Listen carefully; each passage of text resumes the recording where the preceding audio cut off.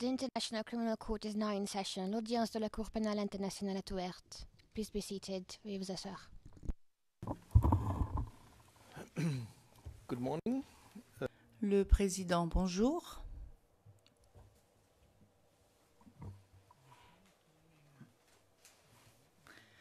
Avant que le témoin ne comparaisse, je pense que nous devons absolument savoir comment nous allons aller de l'avant, parce que la semaine prochaine, fondamentalement, il n'y a rien de prévu. Parce que nous avons des problèmes avec le témoin 607, 656 ou 156. Donc, il y a une solution qui a été ou qui est vivement suggérée par la Chambre. Ce n'est pas une solution véritablement, mais cela nous permettrait d'avoir quelqu'un à la barre des témoins la semaine prochaine. Alors voilà quelle est cette idée. Le témoin expert 626 qui devait venir aujourd'hui et qui, j'imagine, donc s'est déjà préparé et suite au courriel envoyé par M. MacDonald le 22 mai, dans lequel il avait demandé que le témoignage de cette personne soit différé pour qu'il puisse témoigner suite ou près de la déposition du témoin 583. Donc nous pourrions envisager la semaine prochaine d'avoir le témoin 583 ainsi que le témoin 626. Ce qui ne devrait pas poser un gros problème puisque c'est un expert médico-légal de l'unité de recherche du bureau du procureur. Donc cela ne devrait pas être un problème insurmontable. En conséquence, pour que nous ayons quelqu'un à la barre des témoins la semaine prochaine, je me permets de suggérer, mais de suggérer de façon un peu appuyée. J'espère que cela évoquera quelque chose pour vous, mais cela nous permettrait d'avoir aussi rapidement que possible le témoin 583 et le témoin 626. Et nous verrons bien ensuite, parce que j'ai également demandé à l'unité des victimes et des témoins d'essayer de savoir ce qu'il en était pour les témoins suivants après le témoin 607-156. Monsieur MacDonald ?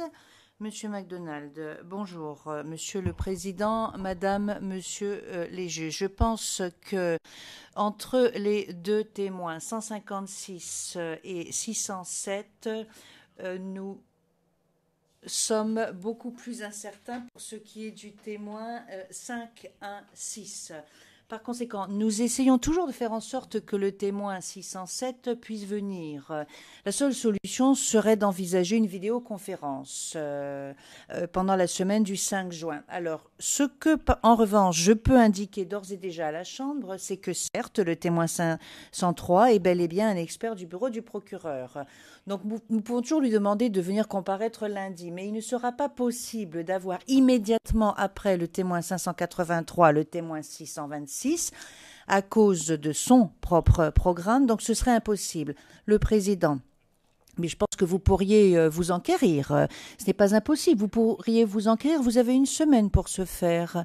Donc je pense que si nous commençons aujourd'hui, si vous commencez à lui présenter cette suggestion aujourd'hui, je pense que cela pourrait être possible. Monsieur MacDonald, alors certes, nous allons vérifier cela auprès du témoin, Monsieur le Président, mais je sais que les trois experts avaient des engagements qui avaient été pris préalablement au cours des semaines à venir, ce qui nous complique notre programmation, beaucoup plus que d'habitude. Ce que je peux vous dire, Monsieur le Président, c'est que pour la semaine du 5 juin, il y a également le témoin 164. Ce témoin est disponible, mais il faudrait que nous procédions par vidéoconférence. Et bien sûr, je parle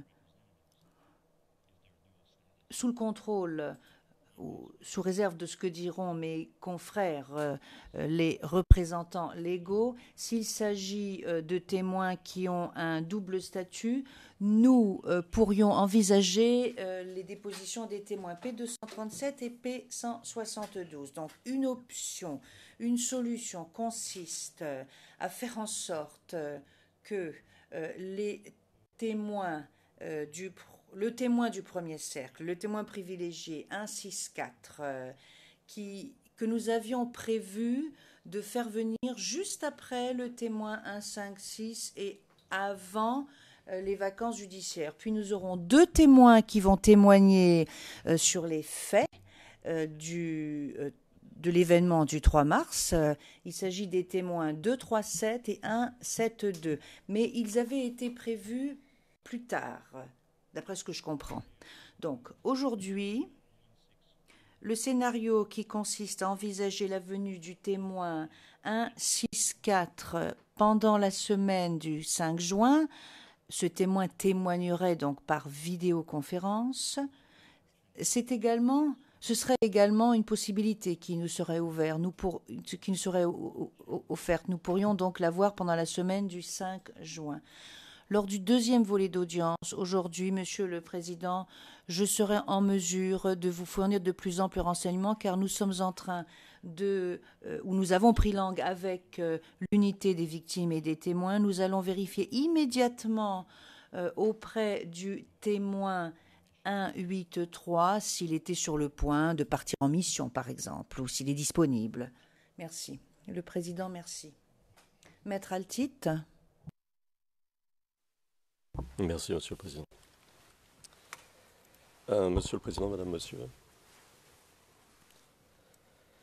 c'est un petit peu difficile à la défense de s'adapter de façon permanente et il nous faut évidemment un minimum de temps pour pouvoir nous préparer. Alors, si vous permettez, je voudrais vérifier que nous sommes au moins d'accord pour certains des témoins, sous réserve des informations que nous donnera M. MacDonald un peu plus tard. Peut-on dire d'ores et déjà que P626 et P583, Monsieur le Président, comme vous le suggériez à l'instant, viendront la semaine prochaine? Si oui, ça règle en partie la question de la semaine prochaine. Parce que la seule solution alternative que nous suggère M. MacDonald, ce sont des vidéoconférences. Et vous savez combien nous sommes ennuyés, en tout cas, combien les vidéoconférences nous posent un problème, parce qu'elles ne sont pas entièrement des témoignages en bonne et due forme. Il y manque évidemment l'aspect vivant, l'aspect physique, l'aspect interactif, et c'est pour nous fondamental. Alors, peut-on, Monsieur le Président, peut-on espérer plutôt avoir une décision de la Chambre en cours de journée, de manière à ce que nous puissions nous préparer? Ce sont des témoins importants dont nous parlons. Donc P626, P583, si telle est la décision de la Chambre, nous nous préparerons pour les interroger la semaine prochaine. P516 et P164, si j'ai compris ce que disait M. MacDonald, ne pourront pas venir. C'est pourquoi il proposait une vidéoconférence et nous nous y opposons. Et quant à la question de P103, je ne suis pas sûr d'avoir compris ce qui était dit. Là aussi, peut-être pourrions-nous avoir quelques informations supplémentaires. Je note en tout cas, pour que ce soit clair, que P607 ne viendra pas. Parce qu'il faut qu'on sache, parce que c'est un gros témoin. Et si il ne vient pas, on peut préparer les autres. Mais si on reste dans l'incertitude, on ne peut pas préparer les autres. On n'a pas les moyens humains pour préparer de nombreux témoins au dernier moment. Donc il faut vraiment qu'on sache à quoi s'en tenir en ce qui nous concerne.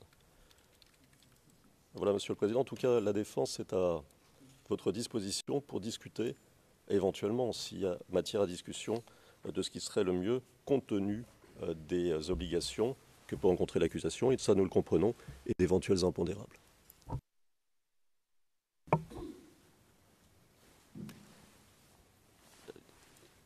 additional information. Monsieur MacDonald, quelques renseignements supplémentaires. Monsieur le Président, excusez-moi d'intervenir maintenant. Au sujet du témoin 626, à savoir l'expert audio, il est en ce moment où il sera en vacances à l'étranger du 2 au 12 juin. Donc voilà, à titre d'information. Pour ce qui est du témoin 607, une fois de plus, la seule façon de le faire comparaître, c'est par vidéoconférence. Donc nous sommes en train d'essayer de prendre contact avec lui personnellement en ce moment. Le seul témoin, donc, ce serait le témoin 583, le témoin expert du bureau du procureur, le président. Mais je pense qu'il pourrait être ici dès cette semaine. Monsieur MacDonald, oui, tout à fait, cette semaine, après les deux témoins qui sont prévus pour cette semaine. Le président, Maître Knops. Maître Knops, merci, Monsieur le Président.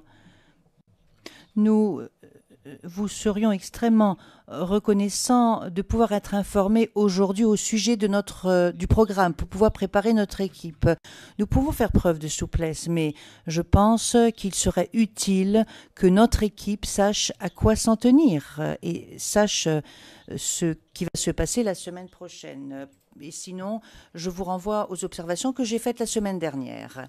Le Président, ce que nous devons faire et ce que nous devons absolument faire aujourd'hui, cette semaine, c'est de nous enquérir ce qui sera possible, ce qui pourra être fait avant la semaine de pause, à savoir la semaine du 12 au 16. Et bien entendu, cela devra être fait aujourd'hui.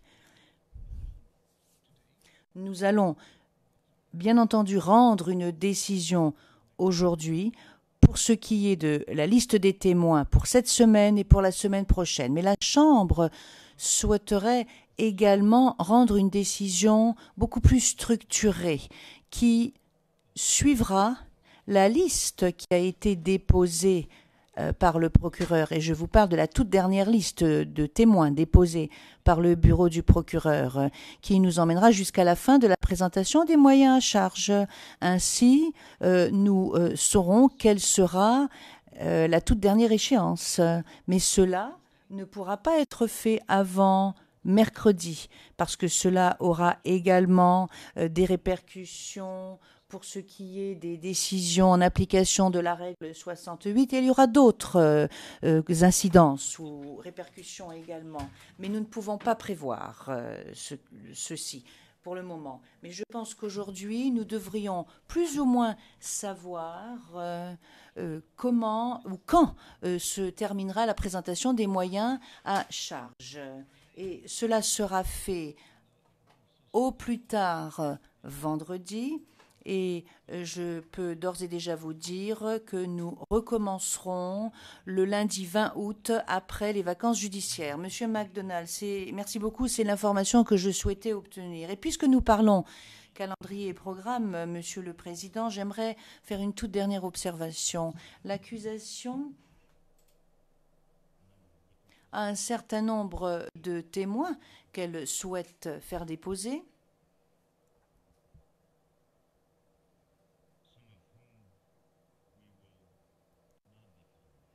Il y a certains de ces témoins que nous n'allons pas convoquer. C'est la raison pour laquelle la déposition de certains témoins a été reportée, ce qui fait, Monsieur le Président, que notre liste de témoins va être diminuée.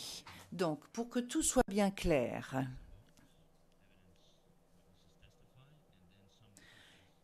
lorsqu'il y a procès, les choses évoluent. Il y a des éléments de preuve qui sont présentés, des témoins qui viennent témoigner, et puis nous nous rendons compte qu'il y a certains témoins que point n'est besoin de faire venir, parce qu'ils vont déposer sur des sujets semblables. De ce fait, certains témoins ne vont pas être convoqués. Je suis vraiment désolée et je m'adresse à mes confrères. Ce qui s'est passé échappe à notre contrôle récemment. Il y a certains témoins qui ont certains besoins, certains desiderata, certaines demandes. Et là, je vous le dis très, très franchement et très ouvertement, je dois vous dire que nous avons eu quelques problèmes avec certaines personnes de contact dans le pays et cela a un impact sur l'unité des victimes et des témoins, sur le travail qui est fait et nous essayons de régler ce problème pour que le temps de réaction soit beaucoup plus rapide. Parce que les demandes d'assistance juridique ont été envoyées il y a des semaines de cela, 4 semaines, me semble-t-il. En général, cela est beaucoup plus rapide. Mais là, visiblement, il y a quand même des problèmes et des ratés. Le Président, je vous remercie. La représentation légale des victimes, Maître Massida. Monsieur le Président, pour ce qui est du programme et du calendrier, nous pouvons faire preuve de souplesse. Comme nous l'avons déjà dit à la Chambre la semaine dernière, notre seul problème, et ce sera le 5 juin. C'est le seul jour où je ne serai pas en mesure de venir dans le prétoire. Et cela, bien entendu, a une incidence seulement pour les personnes qui ont un double statut, à savoir le 172 et le 237. Le Président, je vous remercie. Je pense que j'ai dit tout ce qui devait être dit. Je vais maintenant demander à ce que le témoin 601 puisse entrer dans le prétoire.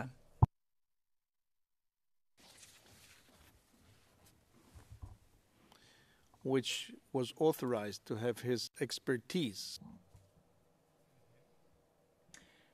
Le témoin 601 a été autorisé à avoir ces documents relatifs à son domaine d'expertise avec lui pour pouvoir consulter cela.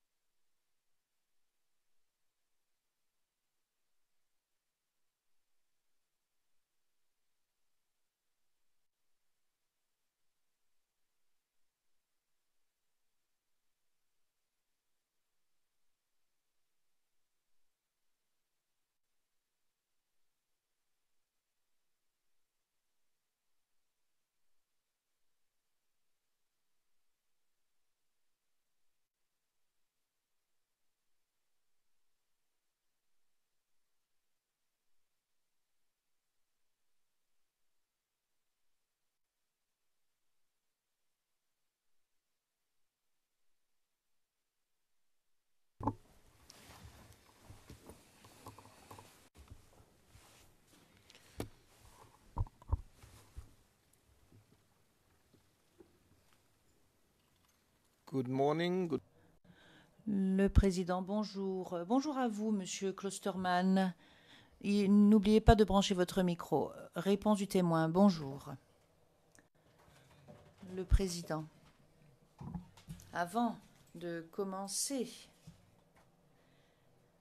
à répondre aux questions qui vous seront posées par les parties, je dois vous donner quelques renseignements. Il y a certaines choses que nous devons faire. Vous devez par exemple décliner votre identité, à savoir votre prénom, votre nom de famille, votre date et lieu de naissance, votre profession, etc. Alors pourriez-vous nous dire, monsieur, pourriez-vous nous donner ces informations? Je vous en remercie. Réponse, je m'appelle A.T. Klosterman. Je suis né le 25 septembre 1951 aux Pays-Bas, sur Rastefijn. Je suis depuis 1979 scientifique dans le domaine de l'ADN, scientifique médico-légal à l'Institut médico-légal néerlandais. Le Président, et vous êtes un ressortissant néerlandais? Réponse du témoin, oui, tout à fait, je suis néerlandais. Le Président, vous allez vous exprimer en anglais, comme je le fais moi-même. Or, le procès... Pour ce procès, nous avons deux langues simultanées, l'anglais et le français. Par conséquent, il est absolument essentiel que nous parlions lentement pour faire en sorte que les interprètes puissent faire leur travail et que les sténotypistes puissent transcrire nos propos. Donc, c'est assez facile lorsque les gens parlent dans des langues différentes, dans deux langues différentes. L'équipe de la Défense s'exprimera en français. Mais puisque nous allons parler tous les deux anglais, il est parfois difficile de parler lentement. Au cas où vous parleriez trop rapidement, je vous ferai un signe pour que les interprètes puissent faire leur travail.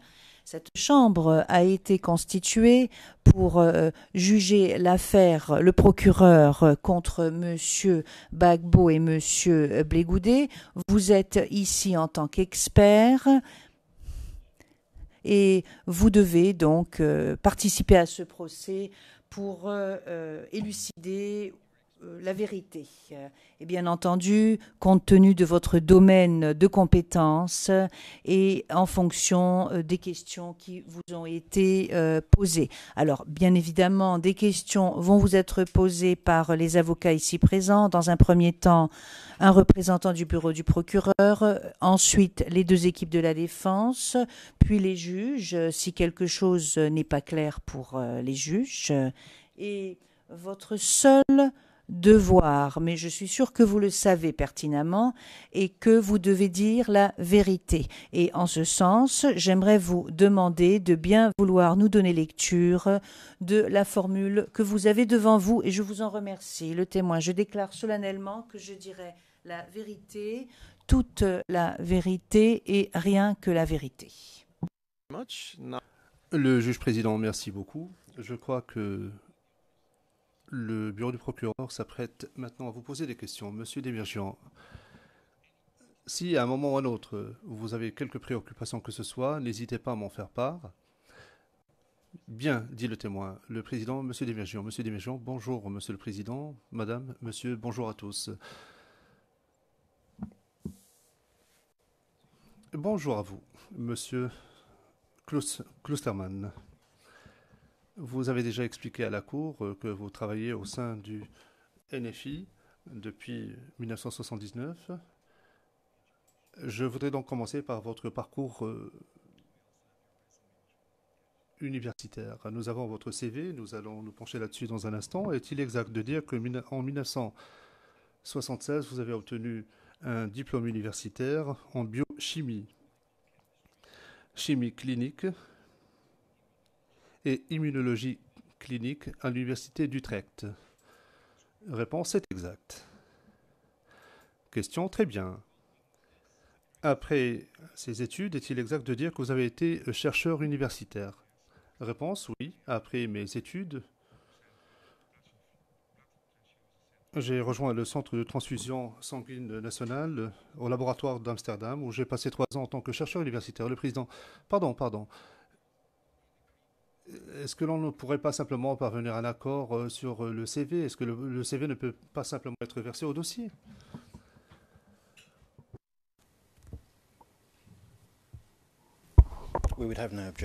Maître Rocher, nous n'aurions pas d'objection à ce que cela soit versé au dossier. Maître Knops, nous n'avons pas d'objection non plus. Le président, très bien, monsieur Demirjian, très bien, monsieur le président. Donc le CV que nous avons sous les yeux, qui porte la référence CIVOTP 0098 0608. Est-ce que vous le voyez à l'écran? Le document est affiché à l'écran. Est-ce que vous le voyez? Le président, oui, nous savons de quoi il s'agit. Il a été présenté. Monsieur Demirjian, il s'agit du CV que vous avez fourni au bureau du procureur, n'est-ce pas, monsieur Klosterman? Submitted.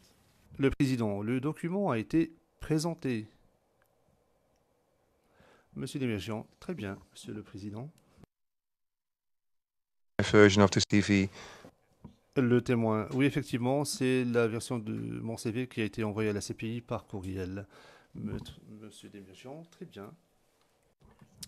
Monsieur le président, j'avais l'intention de parcourir avec le témoin son parcours professionnel pour parler de son domaine d'expertise. Je comprends que vous souhaitiez accélérer la procédure, mais vous devez d'abord établir que le témoin est un expert et que vous l'acceptiez en tant que tel. Est-ce que vous souhaitez que je parle avec lui de son expérience avant qu'on entende au sujet de son rapport? Le président, eh bien, tout cela figure dans le CV.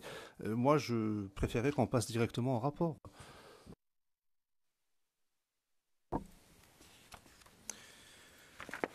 Very well.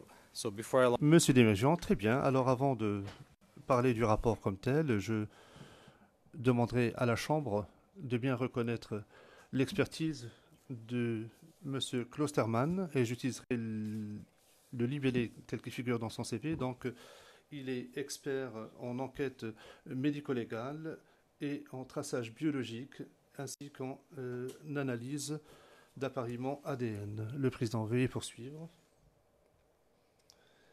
Monsieur Desmaisons, merci, Monsieur le Président.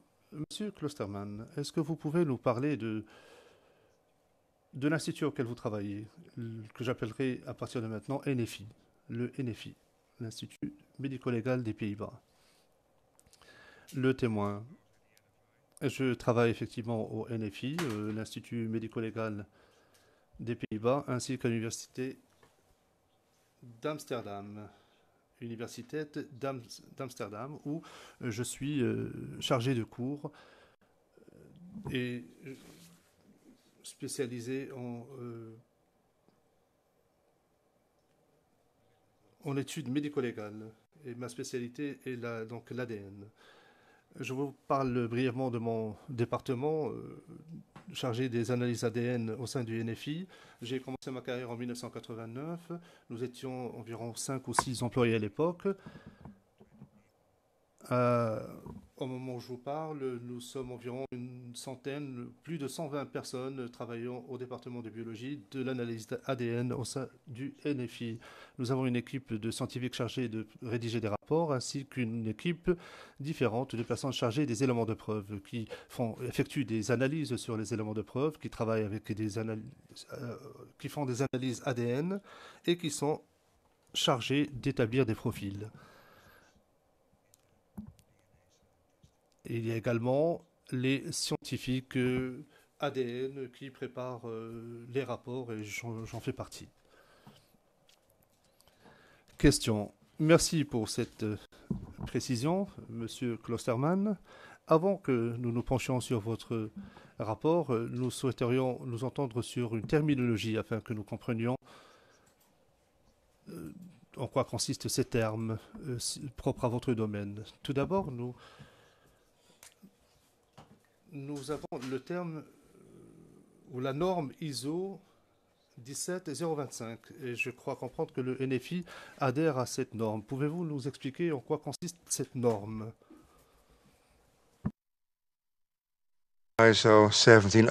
Réponse, oui, effectivement, la norme ISO 17025 est une norme qui régit les laboratoires. Je ne parle pas uniquement des laboratoires médico-légaux, mais tous les laboratoires. Donc tous les laboratoires peuvent adopter cette norme, notamment dans le domaine des analyses médico-légales et des analyses ADN. L'analyse doit être entreprise par un laboratoire accrédité. Ainsi, l'on peut connaître les procédures utilisées par ce laboratoire ainsi que les procédures qui sont contrôlées. Un laboratoire qui est accrédité est testé tous les 12 mois par un organe indépendant, le conseil d'accréditation aux Pays-Bas. Le président, puis-je simplement rappeler que tout le monde sait ce qu'est une norme ISO ou une certification ISO? C'est une garantie de qualité, c'est une certification ISO. Je crois que vous devriez parler du rapport maintenant.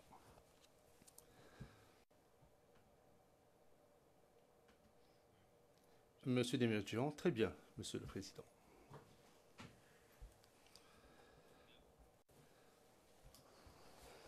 Monsieur Klosterman, est-ce que vous pouvez nous expliquer quelle est la procédure suivie par le NFI lorsqu'il reçoit une demande aux fins d'identification ADN? Quelle est la procédure suivie au sein du NFI? Réponse. Et vous faites référence à quel rapport au juste? Parce que, vous savez, nous disposons de plusieurs rapports, Monsieur Desmaisons. Non, je vous parle de la procédure générale, des méthodes de travail du laboratoire.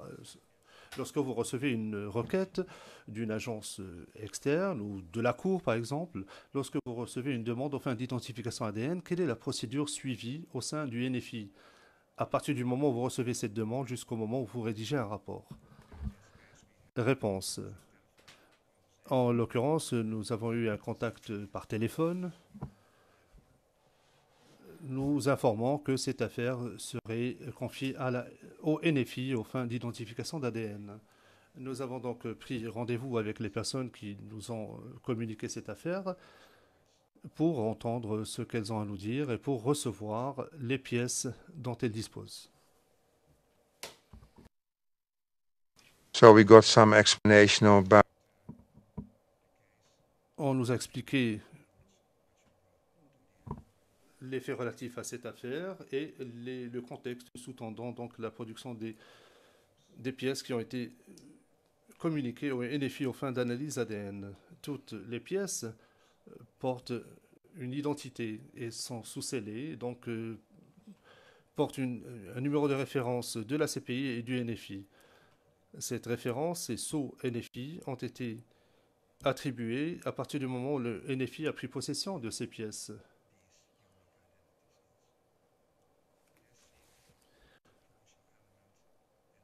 Cette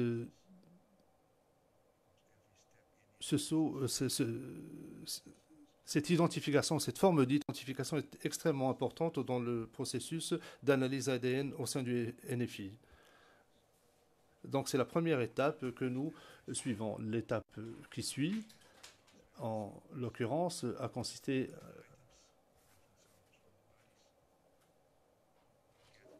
en la réception d'échantillons des cadavres. Nous avons procédé à des analyses différentes pour assurer un contrôle de la qualité au sein du laboratoire. Il est important que le laboratoire évite des risques de contamination dans la mesure du possible. Et donc nous avons un processus très strict à suivre. Ensuite, nous essayons d'extraire l'ADN des pièces et des éléments de référence. Pour un échantillon de référence, la procédure est très simple. En l'espèce, il s'agissait de dents et d'os, et c'est un processus beaucoup plus laborieux, en ceci qu'il faut before you can extract the DNA from the bone or the teeth. Donc réduire en poudre les os avant de pouvoir en extraire l'ADN.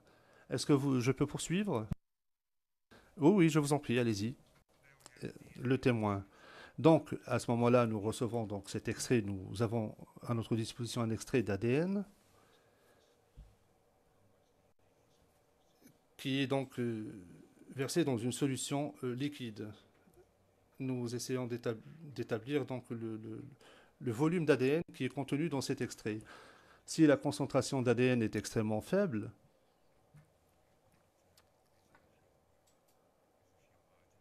et nous l'avons d'ailleurs signalé s'agissant de quelques pièces, il est important de préciser que l'ADN provenant de cet extrait est très faible. Mais si la concentration d'ADN est très élevée, nous nous attendons à établir le profil sur la base de cet extrait. Une fois qu'on a déterminé la concentration d'ADN, l'étape suivante consiste en l'amplification d'ADN. Avant que nous procédions à l'analyse de l'ADN, nous procédons à une amplification, qui est une procédure courante en matière de recherche médico-légale. Après l'amplification de l'ADN, nous procédons à son analyse. Nous disposons à ce moment-là de suffisamment d'ADN pour extraire des informations importantes et spécifiques sur l'ADN ou sur l'aspect de l'ADN qui nous intéresse. Dans le monde médico-légal, l'intérêt où l'ADN revêt un intérêt important. Il y a ce que nous appelons des loci ou des loci, et qui sont spécifiques, et qui sont différents selon les individus. En fin d'analyse, nous devons être en mesure de dire que cet élément appartient à tel individu. Et pour cela, il est important d'établir une distinction entre les différents types d'ADN. Et nous procédons grâce à un système que nous avons. Nous examinons les loci en même temps, des loci différents qui sont différents selon les individus. Un locus qui est très important est le locus relatif au sexe, qui contient donc des marqueurs de chromosomes la femme a 2 chromosomes X alors que l'homme a des chromosomes X et Y. Et c'est très important, dans les cas d'identification, il est important de savoir que l'individu que vous êtes en train d'analyser est un homme ou une femme. Donc, une étape importante, c'est une étape importante dans le processus d'identification par ADN. Question. Avant que vous ne poursuiviez, Monsieur Klosterman, permettez-moi d'expliquer pour la gouverne des juges de la Chambre ce que signifie le mot Loki. De quoi s'agit-il? Réponse. Eh bien, nous parlons de lieux précis ou de parties précises de l'ADN. Nous savons d'où cela provient et nous savons comment elle se comporte. L'ADN de l'être humain comporte des millions de Loki. Et nous nous intéressons uniquement aux Loki qui sont différents selon les individus. Nous avons des millions de Loki dans le monde médico-légal et nous avons choisi entre 15 et 25 Loki bien spécifiques afin de comparer les profils ADN entre différents pays et même entre différents continents. Nous avons une procédure harmonisée à cet égard. Question. Vous avez dit qu'en l'espèce, vous avez dû réduire en poudre une dent. J'aurais une question à vous poser à cet égard. L'ADN se trouve-t-il dans une partie précise du corps ou est-ce que l'on peut extraire l'ADN dans différentes parties du corps? Réponse, l'ADN se trouve dans toutes les parties du corps qui contiennent des cellules. Dans le noyau de la cellule, l'ADN est contenu. Donc toute partie du corps humain contient l'ADN. Mais certaines parties ont une concentration plus élevée d'ADN que d'autres. Les dents, les os par exemple, ont une concentration d'ADN très faible. Cela dit, la bonne nouvelle, c'est que s'agissant des os et des dents, l'ADN est conservé. On peut dégager le profil ADN à partir d'une dent, même après des années. Question.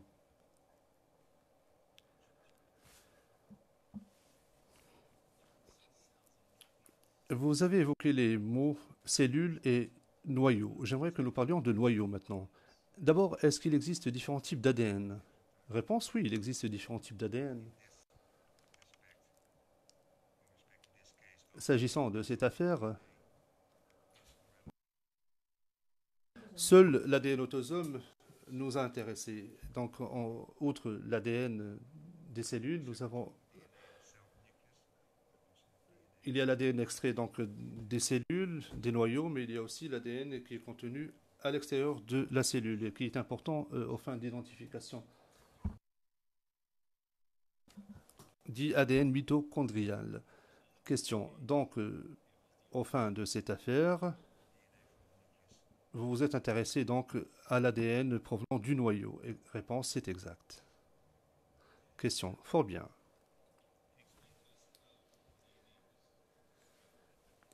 Vous nous avez expliqué comment vous avez pu extraire l'ADN. Vous avez parlé du fait que vous avez réduit en poudre l'échantillon. Comment est-ce que vous analysez l'échantillon afin d'en extraire l'ADN? Réponse. Eh bien, comme j'ai essayé de l'expliquer, d'abord nous procédons par amplification pour déterminer combien d'ADN est contenu dans cet extrait. Nous savons par exemple quel est le niveau optimal d'ADN auquel on peut s'attendre d'après un extrait. Ensuite, il y a donc l'ADN est mis dans des éprouvettes. L'extrait est donc placé dans une éprouvette et des agents sont ajoutés à cela. Le tube ensuite passe par un cycle thermique et le cycle thermique fait son travail. Après 1 heure environ, l'ADN est amplifié des millions de fois et nous pouvons l'analyser de façon plus simple. Est-ce que tout ADN peut être amplifié? Non. Seules certaines parties d'ADN, celles qui nous intéressent, notamment les Loki qui nous intéressent, peuvent être amplifiées à ce moment-là. Question. Dans un instant, nous allons aborder un point en particulier, mais avant cela, je voudrais vous poser une question concernant l'ADN d'une personne spécifique. Comment est-ce que l'ADN de cette personne se rapporte à l'ADN des membres de sa famille, par exemple? Réponse. Ce qu'il faut savoir au sujet de l'ADN, c'est que c'est héréditaire. La moitié de votre ADN provient de votre père et l'autre moitié provient de votre père.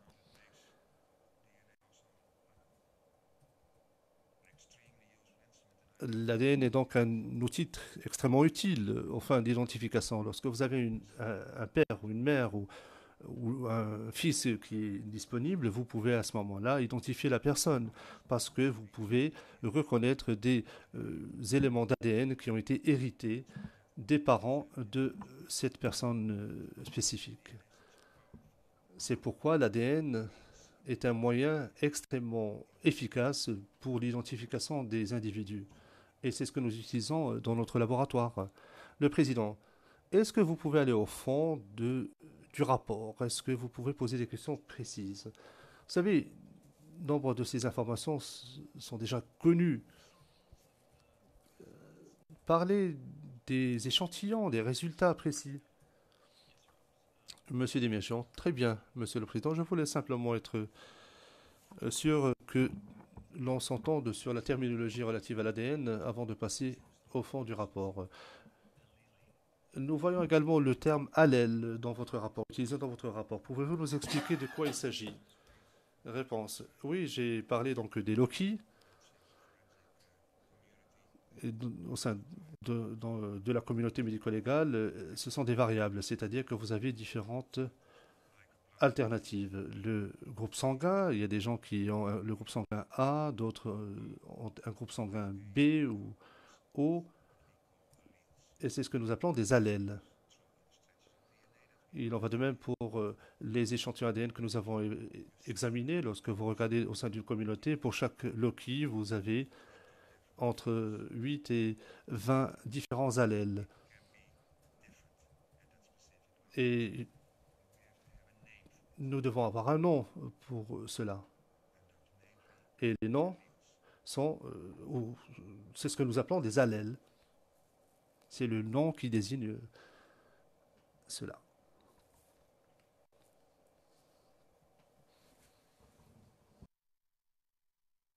I think there's also allele frequency. Yes. Question. Il y a aussi un autre terme que l'on retrouve dans votre rapport, fréquence des allèles. Qu'est-ce que c'est? Réponse. Bien. Après que nous avons procédé à une comparaison entre différents profils, par exemple, un profil de relation putative entre père et fils, nous essayons de voir s'il y a un appariement.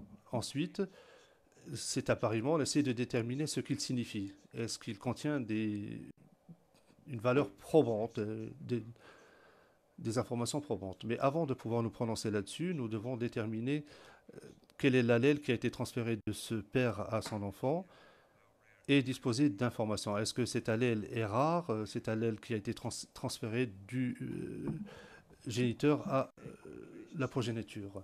Donc nous prélevons un échantillon au sein d'une population, nous examinons l'allèle au sein de cette population.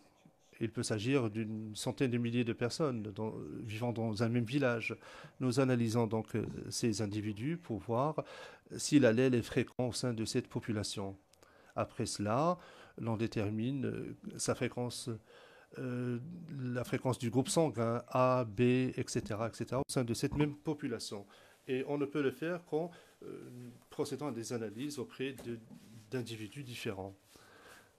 Cette information est indispensable pour pouvoir parler de la force probante du lien familial. Question. Le rapport auquel je m'intéresse est daté du 13 mai. Au fin du dossier, il s'agit du document portant la référence CIVOTP 0084 3930. Et pour ce qui vous concerne, Monsieur Klosterman, il s'agit de la référence NFI 2014 05 23 159. le témoin. Et la demande, le numéro de demande, Monsieur Desméjian, le numéro 3. Le témoin, oui, je l'ai sous les yeux. Monsieur Desméjian, très bien. C'est celui qui porte la mention rapport amendé, amended report. Le témoin, très bien. Monsieur Desméjian, je ne vois pas le document à l'écran. Est-ce qu'il est affiché? Très bien. Montrez la page de garde, s'il vous plaît.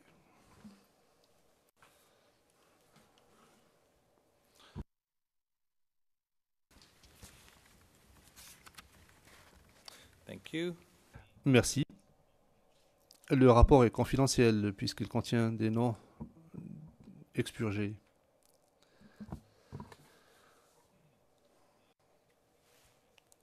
Avant d'en venir au fond du rapport, Monsieur Klosterman, pouvez-vous nous dire ce que l'on voit au bas du rapport, au bas de la page, amended report, rapport amendé.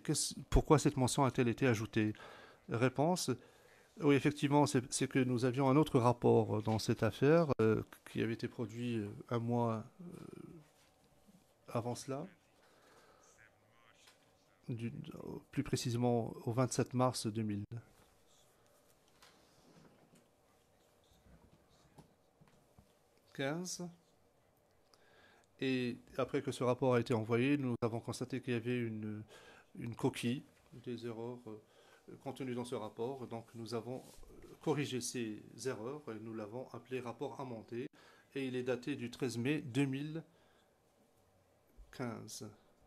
Monsieur Desméjian, très bien. Question. Donc ce qui a été corrigé en fait, c'est que c'est le rapport de mai 2015. Question. Très bien. Puis-je vous demander de tourner la page qui est intitulée Case Information. Donc la page suivante. Merci. Veuillez faire un zoom avant, s'il vous plaît, pour la gouverne des personnes ici dans le prétoire. Ici, il est indiqué en haut du rapport, là où il est écrit Samples, échantillon référence de 16 victimes, personnes non identifiées, et échantillon de référence provenant de 12 parents ou membres de la famille de 6 personnes portées disparues. Ensuite, il est dit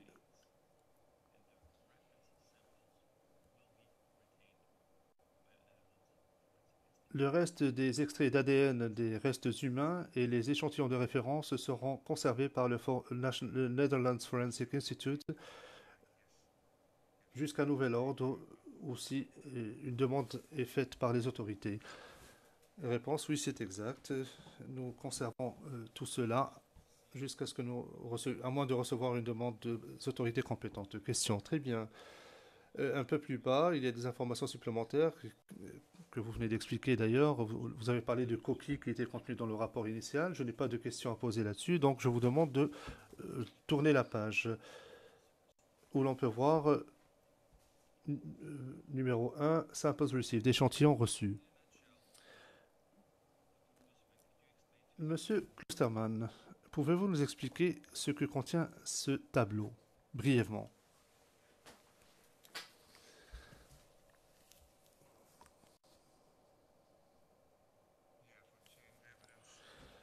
Réponse.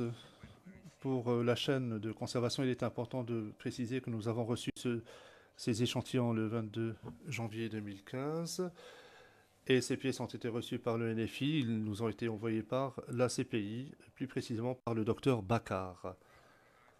Et il s'agit donc des pièces que nous avons reçues au NFI de la part de M. Bakar. Dans la première colonne, ou la colonne de gauche, c'est ce que nous appelons le numéro de référence de l'échantillon ADN attribué par le NFI. Le NFI accorde une importance capitale à ce numéro. Lorsque j'examine ou je reçois un échantillon, je dois lui attribuer un numéro de référence et c'est ce numéro de référence que j'utilise à partir de là. Il est extrêmement important, aux fins d'identification d'ADN, de préciser ce numéro de référence. Il y a également un numéro CPI original. Et ce numéro, où le suffixe est ICC. Cette référence contient la référence du NFI ainsi que celle de la CPI. Ensuite, il y a une description. Donc, c'est And un récipient contenant 4 dents provenant de la victime numéro 1. Et il en va de même pour le reste. Donc, s'agissant de toutes les pièces que nous avons reçues au NFI, les numéros qui sont attribués par la CPI ainsi que les numéros correspondants attribués par le NFI. Very well. Question. Très bien. Vous nous avez expliqué précédemment l'importance du numéro d'identification NFI. Et juste après cela, il y a une section intitulée Informations et instructions reçues. Et dans ce passage, vous expliquez les instructions qui vous ont été communiquées par la CPI. Ici, l'on voit le terme profil établi précédemment à partir d'échantillons de référence. Doit-on en conclure que les échantillons ADN des parents des victimes avaient déjà été établis? Réponse. Vous me parlez maintenant de la demande numéro 3, mais il y a aussi la demande numéro 1 dans cette affaire. Il ne s'agit pas d'un rapport que j'ai préparé moi-même, mais c'est un rapport qui émane d'un collègue à moi. S'agissant de la demande numéro 1 que nous avons reçue les pièces qui sont également mentionnées dans ce tableau. Et la demande numéro 1 est en date du 24 mai 2014. Et ce rapport est en date du 8 juillet 2014. Il a été signé par un de mes collègues. C'est à ce moment-là que nous avons reçu l'échantillon de référence des membres de la famille. So in January, Donc, en janvier 2015, pour ce qui est de ce rapport, vous avez reçu de nouveaux échantillons de victimes, réponse d'autres victimes. Question. Et à ce moment-là, on vous a demandé à procéder à une comparaison des profils ADN avec des profils qui avaient déjà établis pour des membres de la famille. Réponse. Oui. Nous avions des profils disponibles pour les membres de la famille.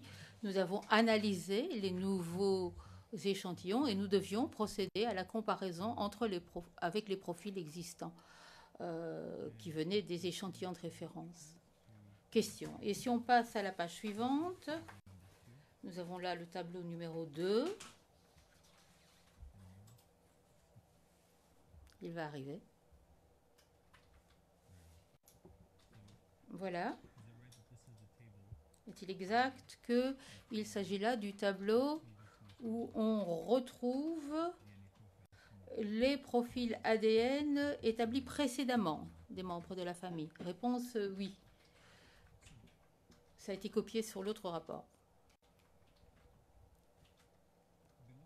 Question. En dessous de ce tableau, il y a l'explication de la méthode qui a été utilisée pour extraire ce profil ADN. Et à la page suivante, au 3.1, on voit extraction et quantification de l'ADN.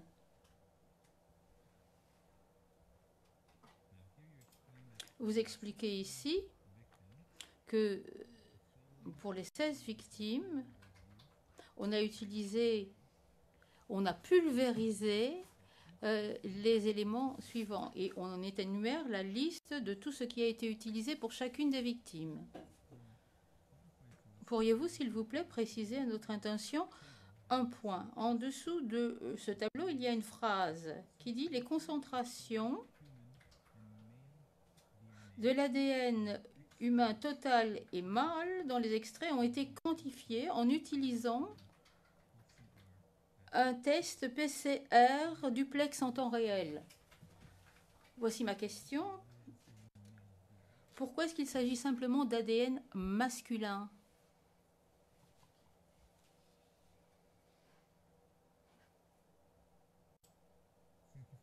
Réponse. Je vous remercie d'avoir posé la question. Je vous ai expliqué précédemment que les femmes ont 2 chromosomes X, tandis que les hommes ont un Y et un X. Dans cette quantification, on examine la quantité totale d'ADN, mais également ce qui vient du chromosome Y. Donc, c'est-à-dire pour l'ADN masculin. Ça, c'est important lorsque on a des mélanges. On a ici des échantillons de référence. On ne s'attend pas à avoir ici des mélanges. Mais quand on a des analyses où il y a des mélanges, on procède à cet examen parce que cette information est importante. On voit quelle est la quantité d'ADN masculin, quantité d'ADN féminin. Donc, c'est comme ça que l'on décrit la méthode de quantification. Donc, sur base de cette information, on sait immédiatement s'il s'agit d'un individu masculin ou féminin. Et on retrouve ça d'ailleurs aussi dans le profil ADN qui a lieu un peu plus tard, après la quantification. Question, très bien. Et pour un profane comme moi, qu'est-ce que c'est qu'un essai PCR duplex en temps réel? Also, Réponse. Cela contient une toute petite quantité d'ADN qu'on ne peut pas analyser directement à cause de la concentration d'ADN. Il faut d'abord amplifier l'ADN avant de pouvoir procéder à la quantification. Ça, c'est le nom de la technologie. C'est un PCR en temps réel. On mesure la concentration de l'ADN au cours du processus d'amplification. C'est ça qu'on appelle le PCR en temps réel. C'est-à-dire que on suit tout le processus par le biais, en suivant les cycles d'amplification pour obtenir les informations que l'on souhaite obtenir sur la concentration d'ADN. Tous les scientifiques et les laboratoires connaissent bien ce système, mais je peux comprendre que pour un profane, ça soit difficile.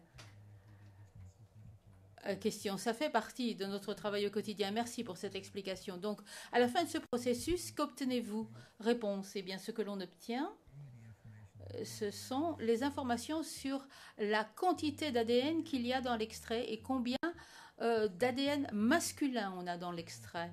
C'est une information très importante pour la phase suivante du processus. Il faut savoir combien d'ADN il faut obtenir pour avoir un processus d'amplification positif.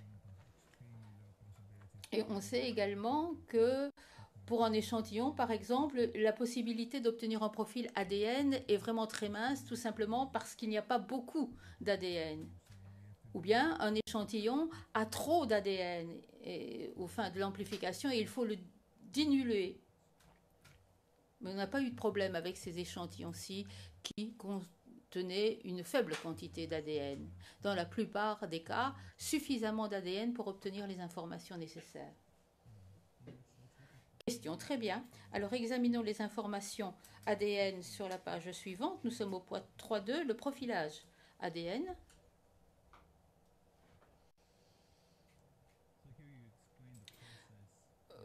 Veuillez expliquer le processus du premier paragraphe et le système des kits utilisés. Et au 3.3, vous expliquez comment vous comparez les profils ADN des victimes et ceux de la parentèle des personnes disparues. Alors, sous le point 3.3, c'est ce que je voudrais que nous examinions. Au deuxième paragraphe, on parle du logiciel d'identification ADN des victimes de catastrophe Bonaparte. Il a été utilisé pour comparer les données de profilage ADN ante-mortem des personnes disparues avec les profils ADN des échantillons de référence post-mortem de victimes non identifiées. Alors, pour bien comprendre cette phrase, c'est là que vous comparez l'ADN ante-mortem, donc celui des membres de la famille. Réponse oui. Question, la phase suivante. commence par les données de fréquence sur les allèles, les données de fréquence néerlandaise. Vous avez expliqué ce qu'était que la fréquence des allèles un peu plus tôt. Est-ce que vous pouvez nous expliquer ce que c'est que la fréquence des allèles néerlandaises dans ce cas? Réponse. Nous avons les profils des victimes, des os, des échantillons des os et des dents, et nous avons les profils des membres de la famille vivants qui ont fourni l'ADN, et il faut procéder à la comparaison parce qu'il peut y avoir des liens familiaux entre la victime et les membres de cette famille. On peut faire cela manuellement, mais il vaut mieux procéder de façon électronique. Et c'est le logiciel Bonaparte qui se fait ce travail. Les profils sont transférés de façon électronique vers le logiciel qui procède alors à la comparaison entre les victimes et les membres de la famille pour savoir s'il y a une correspondance entre une victime donnée et un membre de la famille.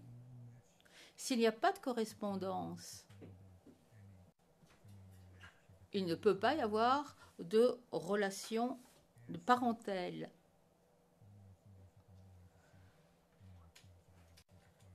Comme on le voit dans les informations de ces pays, on voit qu'il y a par exemple relation mère-enfant, relation de famille. S'il n'y a pas de correspondance, tout s'arrête. Mais s'il y a une correspondance avec un membre de la famille, il faut savoir quelle est la solidité des éléments que l'on a. Si les éléments sont solides ou faibles, il faut le savoir. Et l'ADN nous donne la possibilité de répondre à ces questions. Je vous ai également dit qu'au fin d'une estimation de la fréquence d'un certain allèle, dans un cas donné, il faut procéder à la quantification de la présence de cet allèle dans la population. Dans l'idéal, il faut que ce soit la population pertinente. Parfois, on n'a pas cette population pertinente à disposition. On a une grande base de données aux Pays-Bas qui est disponible. C'est une base de données génétique sur la population. Tous ceux qui sont dans la base de données sont des volontaires. Et donc, c'est la base de données que nous avons utilisée. C'est celle que nous avons utilisée dans ce cas-ci. C'est ce que nous avons essayé de vous expliquer.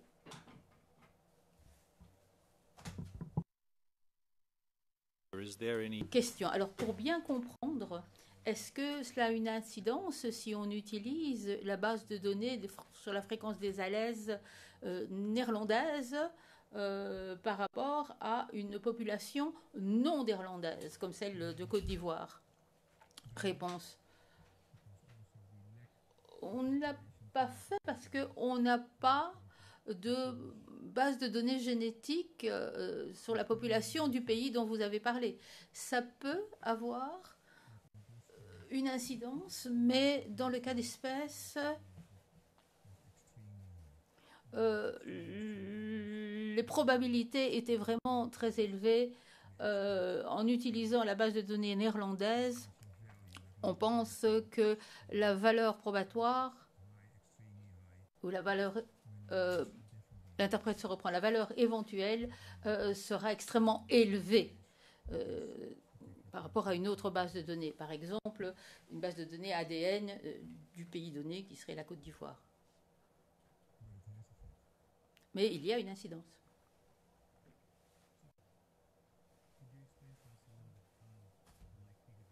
Question. Est-ce que vous pouvez nous expliquer comment le coefficient de probabilité peut être calculé? Réponse. Oui, nous avons des formules mathématiques assez simples pour toute relation familiale envisageable. Un enfant et un parent, deux frères, deux sœurs. Pour les demi-frères, demi-sœurs, on peut également procéder à des calculs. Ce sont des calculs qui sont faits de façon informatique. On utilise des programmes informatiques pour procéder à ces calculs-là.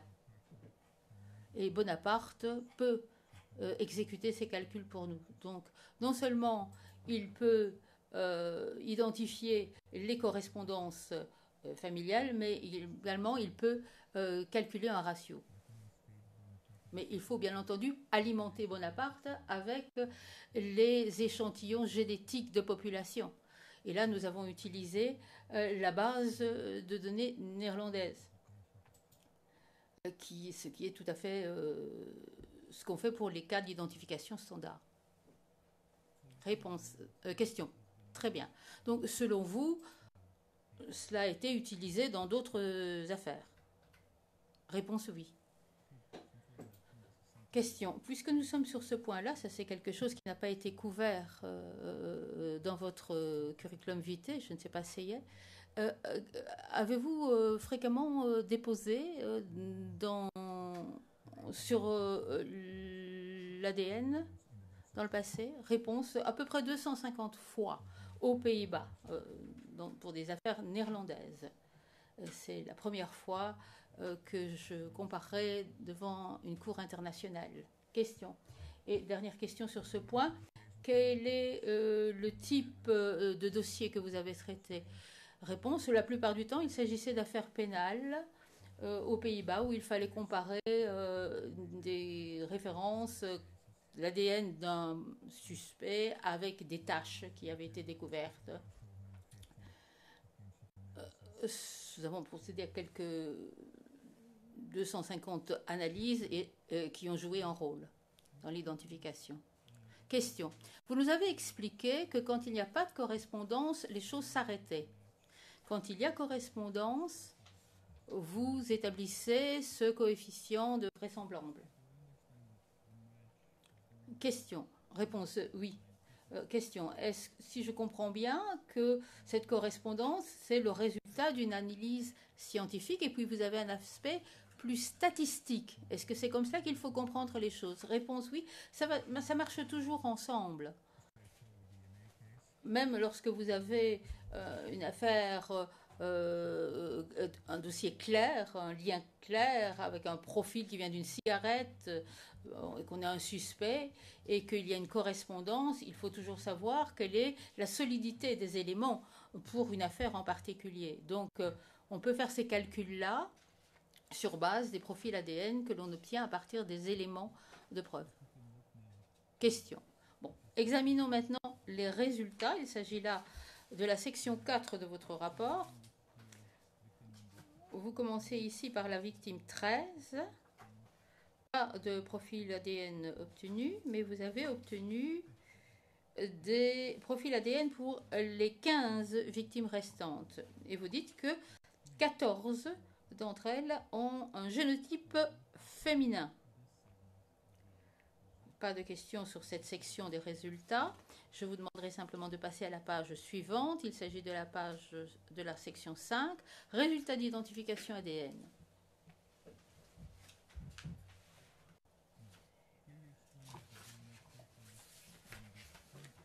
Vous expliquez que les profils ADN des victimes non identifiées ont été comparés aux profils ADN des membres de la famille qui figurent dans le tableau 2 et les coefficients de vraisemblance ont été calculés. Sous le paragraphe 1, on voit les résultats de profilage ADN des restes.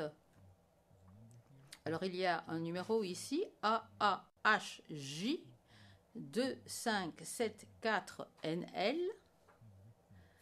de la victime numéro 3, démontre qu'il y a une correspondance familiale avec les parents de Gnon Rokia Ouattara. Et vous donnez un chiffre, étant donné l'arbre généalogique, les résultats de la correspondance ADN sont plus de 1 milliard de fois probable si la dent de Gnon Rokia Ouattara provenant de l'ADN provenant de la dent de Gnon Rokia Ouattara, que si cette dent était venue et provenait d'une personne, d'une femme aléatoire et non liée à la famille. Est-ce que vous pouvez expliquer cela?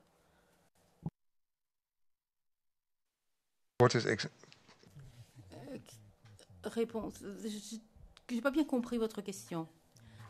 Alors, je vais être plus précis. Le Président, est-ce que vous pouvez nous expliquer le paragraphe 1, le résultat qui figure dans le paragraphe 1? Réponse. Eh bien, dans ce cas-ci, nous avions une correspondance. Nous avions qu'il y avait une relation familiale entre la victime 3 et les membres de la famille. Et nous avions ici une personne non identifiée qui entrait dans le cadre d'une correspondance. Donc, on pouvait avoir une identification positive. Alors, quelle est la solidité des éléments? On peut donner une réponse. Comment on peut donner une réponse? Eh bien, on procède à des calculs de ratio. Dans le passé, on appelait ça l'indice de paternité. Dans les analyses des recherches de paternité, on pouvait déterminer si quelqu'un était le père d'un enfant ou pas. Avant de procéder à ce calcul sur le ratio, il faut avoir 2 scénarios. Et il faut savoir quel est le scénario qui correspond le mieux au résultat de votre analyse. Donc ici, on a un scénario numéro 1, ils sont liés. Scénario numéro 2, ils ne sont pas liés. Donc ce sont des personnes qui ne sont pas liées par le sang. Pour les 2 scénarios, on calcule quel est le degré de solidité des éléments, quelle est la probabilité d'obtenir un résultat de la typologie ADN dans ce scénario-ci ou dans l'autre. Et puis, on procède à une séparation entre les deux. On est arrivé à 1 milliard, c'est-à-dire 1000 millions. C'est-à-dire que c'est vraiment un élément extrêmement solide. Il y a également nos valeurs seuil. Si on dépasse le milliard, on ne rend pas compte de ces chiffres-là. Il n'y a pas de chiffre qui soit, de valeur qui soit vraiment plus probante qu'au-delà du milliard. Donc ça, c'est l'échelle qu'on utilise pour évaluer la solidité des éléments, pour déterminer les relations familiales lorsqu'on procède à des analyses ADN.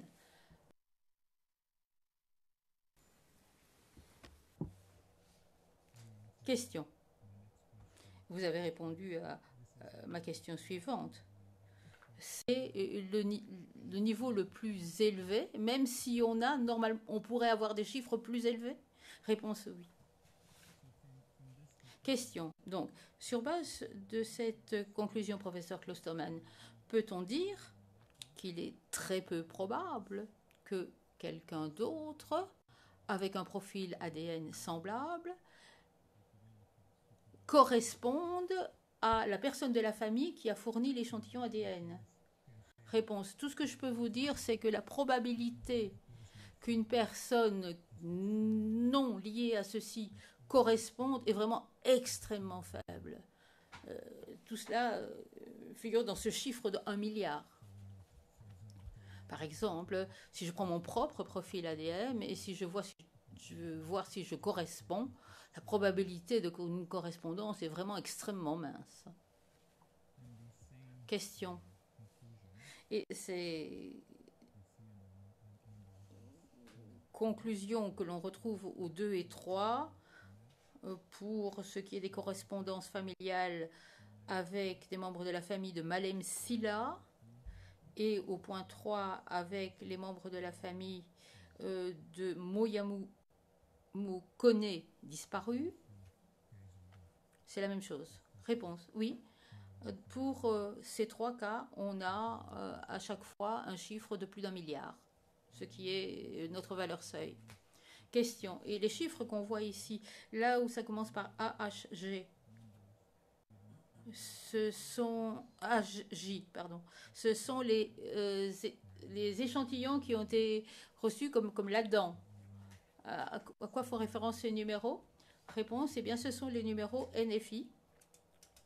Ce sont les numéros d'identification NFI qui ont été déterminés au fin du processus d'analyse. Donc, si vous revenez au tableau, à la page sous le 3.1, vous avez là toutes les informations sur ce numéro NFI. Question pour référence, c'est la page 00843934. C'est là que Madame et Messieurs les juges retrouveront le tableau auquel on vient de faire référence, avec les numéros NFI.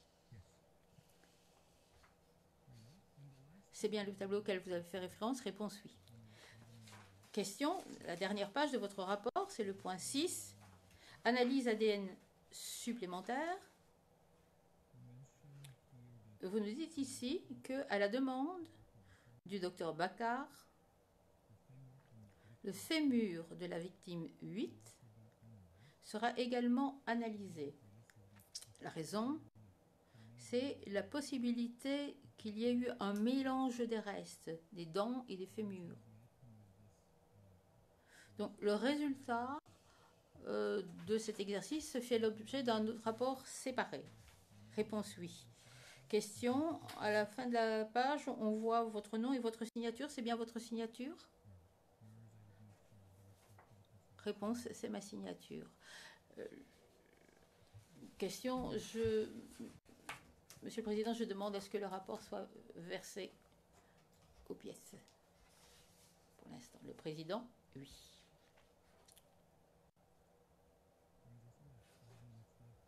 Procureur, Monsieur le Président, il nous reste 5 minutes et je dois parcourir le second rapport. Le moment est-il opportun de procéder à la pause?